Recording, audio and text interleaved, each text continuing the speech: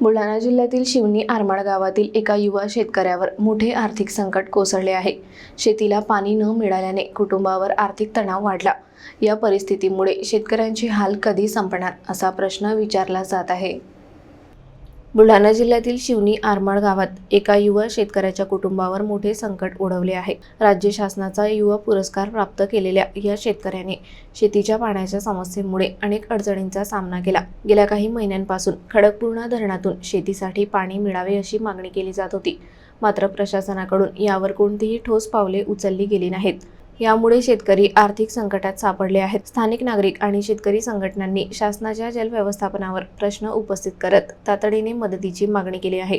या घटनेने संपूर्ण गावात हळहळ व्यक्त केली जात आहे। शेतकऱ्यांना आर्थिक आणि नैसर्गिक संकटांपासून वाचवण्यासाठी शासनाने तातडीने मदत करावी अशी मागणी शेतकरी संघटनांकडून केली जात आहे। या संदर्भात अधिकाऱ्यांकडून योग्य निर्णय घेतले जाणार का याकडे संपूर्ण जिल्ह्याचे लक्ष लागले आहे। अतिशय दुर्दैवी ही घटना आहे। म्हणजे त्यांच्या कुटुंबियांप्रती आज या ठिकाणी मी शोक संवेदना व्यक्त करते। एखादा आमचा शेतकरी बांधव आंदोलन करत असेल तर त्याला काही हौस नसते, कामधंदे सोडून शेतीचे तो माणूस जेव्हा आंदोलनाला बसतो, उपोषणाचा हत्यार उचलतो, त्यावेळी त्यामागे निश्चितच भावना या प्रामाणिक असतात। शेतीला पाणी मिळत नाही, शेतीमालाला भाव मिळत नाही, खत बियाणांचे भाव वाढलेले आहेत। अनेक प्रश्न आज या महाराष्ट्रातील शेतकरी बांधवांचे आहेत। हा केवळ एका जिल्ह्यापुरता किंवा एका तालुक्यापुरता विषय नाही। या अनेक प्रश्नांकडे राज्य सरकार मात्र अतिशय असंवेदनशीलपणे पाहत आहे। हे या राज्याचं दुर्दैव आहे की जे सत्तेत बसलेत त्यांना शेतकऱ्यांच्या भावनांशी खेळायचंय, त्यांना शेतकऱ्यांशी, शेतकरी बांधवांशी काहीही घेणं देणं नाही। हे आपलं दुर्दैव आहे। अशा लोकांच्या हातात आपण महाराष्ट्र देऊन बसलोय आणि त्यामुळे हे असे प्रकार घडतायत। केवळ त्या ठिकाणी देऊळगाव तालुक्यातल्या खडकपूर्णाचाच विषय नाहीये, इथे बुलढाणा तालुक्यातही, मोताळा तालुक्यातही नळगंगेचा विषय असेल, अनेक ठिकाणी ज्या ठिकाणी प्रकल्प आहेत त्या ठिकाणी केवळ जी लोक सत्ताधारी लोकांच्या बाजूने राहतील, जी लोक सत्ताधीशांच्या बाजूने राहतील त्यांनाच फक्त त्या ठिकाणी पाणी दिलं जाईल, बाकीच्यांना दिलं जाणार नाही। अशा प्रकारे एक प्रकारे भेदभाव करून व कशा ना कशा पद्धतीने दबाव तंत्राचा वापर करून धमक्या देऊन लोक आपल्या सोबत राहिली पाहिजे याचा प्रयत्न हे सत्ताधारी लोक करतायत। दुर्दैवाने ही महाराष्ट्राची वस्तुस्थिती आहे।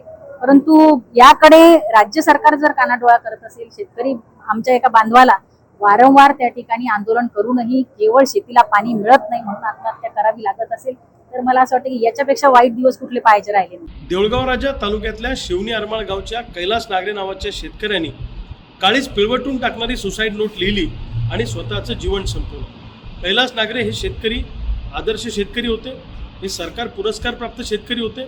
त्यांची मागणी काय होती तर डिसेंबर महिन्यामध्ये त्यांनी त्यांच्या गावच्या धरणावर एक उपोषण केलं होतं। तेव्हा आम्ही त्यांना भेट द्यायला आणि पाठिंबा द्यायला गेलो होतो।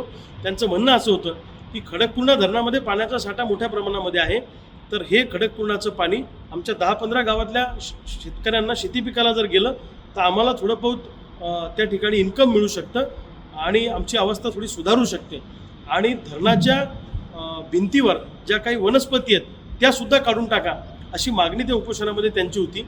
परंतु जिल्हा प्रशासनानं त्यांच्या उपोषणाची फार दखल न घेता थातूरमातूर पद्धतीने ते उपोषण गुंडाळलं आणि वेळ मारून नेली। कैलास नागरे हे आदर्श शेतकरी होते आणि कायम ते शेतकऱ्यांच्या संदर्भामध्ये बोलत होते। त्यांनी ज्या पद्धतीनं सुसाईड नोटमध्ये सगळं मांडलेलं आहे ही गोष्ट म्हणजे सरकारच्या डोळ्यात अंजन घालायला लावणारी आहे। सरकारवर गुन्हा दाखल झाला पाहिजे कैलास नागरेच्या आत्महत्येप्रकरणी। अशा हजारो लाखो शेतकरी या व्यवस्थेला कंटाळून आत्महत्या करतायत। आज सोयाबीनला भाव नाही आहे, कापसाला भाव नाही आहे, सरकार कर्जमाफी देणार होतं, अजूनपर्यंत कर्जमाफीचं सरकार नाव घेत नाही। 2023 पासून पीक विम्याचे पैसे अजूनपर्यंत आम्हाला मिळालेले नाही आहे। शेतकरी या टोकाला जाऊन विचार का करतो आहे याचा विचार सरकारनं केला पाहिजे। दुर्दैवाने अधिवेशनामध्ये शेतकऱ्यांचे प्रश्न सोडून फालतू प्रश्नांवर चर्चा होते आणि ज्या गोष्टींचा आउटपुट काही नाही, पोटापाण्याशी संबंधित विषय नाही, जगण्या मरण्याचे विषय अधिवेशनात चर्चेला जात नाही, शेतकऱ्यांचा तर विषय दूरपर्यंत अधिवेशनात अजेंड्यावर नाही आहे। सरकारला लाज वाटली पाहिजे। सरकारला तातडीनं इथून पुढे कैलास नागरे सारख्या कोणत्याही शेतकऱ्याची आत्महत्या होणार नाही याच्यासाठी काळजी घेतली पाहिजे।